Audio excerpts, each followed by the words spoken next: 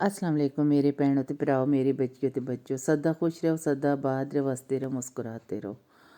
तो आज मैं दो त्रे बातें यूके व्लॉग वाली बेटी से करती हूँ, लेकिन उससे भी पहले मैं सब बहन भाइयों से कहती हूँ कि जो मामू जावेद के लिए दुआ मांगे, अल्लाह उनको शफा और कामला अता करे। अल्लाह ताला उनको भरपूर सेहत अता करे। वो बहुत अच्छे इंसान हैं। अल्लाह ताला उनको लंबी ज़िंदगी दे। आमीन सुम्मा आमीन। तो बेटा आपने बहुत अच्छी जगह दसी है, आपकी अपनी नमाज की, कुरान की, तो अच्छी बात है। सब मुसलमान अल्लाह की इबादत करते हैं, तो अल्लाह सब की कबूल करे और अल्लाह ताला हर मुसलमान को नमाज कुरान पढ़ने की और रोज़ा रखने की तौफीक दे। तो बेटा मैं कह रही हूँ कि नमाज कुरान के साथ साथ कभी हम अपने दिल भी साफ़ कर लें तो वो तो और ही बहुत मज़े की बात हो जाएगी, अल्लाह और खुश हो जाएगा। तो देखो जो आपने बच्ची के बारे में बेटा मेविश के बारे में आपने बात की है कि मेविश के ये जो सुमेरा है तो ये मेविश के ऊपर बहुत जान के बन गई है। तो बेटा बात ये है कि आप क्या अपने माँ बाप के घर जाती हो तो अपने माँ बाप पे और बहन भाइयों के ऊपर बोझ बन के जाती हो? तो क्या बच्चियों की शादी हो जाती है तो वो माँ बाप के घर में बोझ बन कर आती हैं? देखिए उनका भी हक होता है। ऐसे उस बच्ची के दिल में ऐसी बातें ना डालो कि जिससे उस बच्ची को उनसे नफ़रत पैदा हो।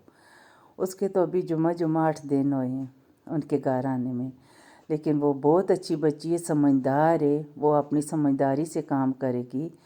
तो देखो उसकी भी मजबूरी थी और बेटियां आती हैं माँ बाप के घर में, क्यों नहीं आती? उनका तो अभी माँ और बाप ज़िंदा है।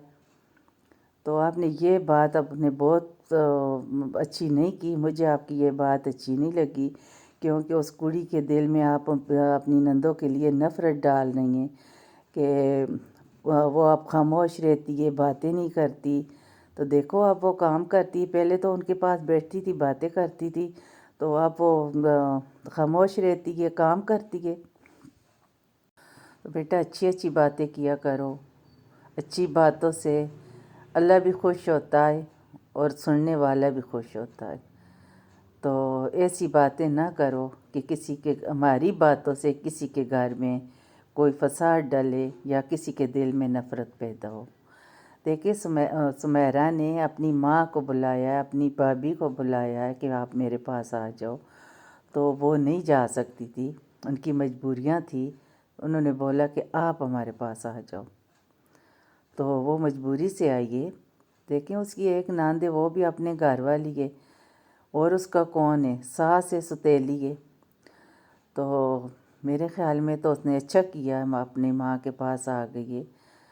तो मेरे ख़्याल में ये आपने बेटा बात अच्छी नहीं की कि आन के बोझ बन गई है मेविश के ऊपर, और मेविश से सारा काम करवा रही हैं, और मेविश की मशीन निकलवा कर उसने अपने कपड़े धुलवाए हैं। तो देखो चीज़ें इस्तेमाल करने के लिए होती हैं, रखने के लिए नहीं। ये जो आप उसको कह रही हो कि आप कभी जाओ तो अपनी चीज़ें संभाल कर जाओ कि ये आपके इस्तेमाल करेंगे, ये कितनी बुरी बात आपने की है, कितनी बुरी बात आपने की है। उसके दिल में कितनी आपने नफ़रत डाली है अपने घर वालों की और नंदों की और सास ससुर की और देवरों की। चीज़ें पड़ी हुई गुनाह होती हैं, ये चीज़ें इस्तेमाल करने की होती है। ये चीज़ें हम लेकर रख देना तो उनका भी हमें हिसाब देना होता है कब्र में जाके। तो मेरे ख़्याल में ये चीज़ें इस्तेमाल करनी चाहिए। तो अल्लाह हर बंदे को अच्छी बातें करने की, दूसरे के घर में इत्तेफाक डालने की तौफीक दे। अल्लाह ताला हर बंदे को अपनी अमान में रखे। मेरी वीडियो ज़रूर शेयर करना, सब्सक्राइब करना, लाइक करना।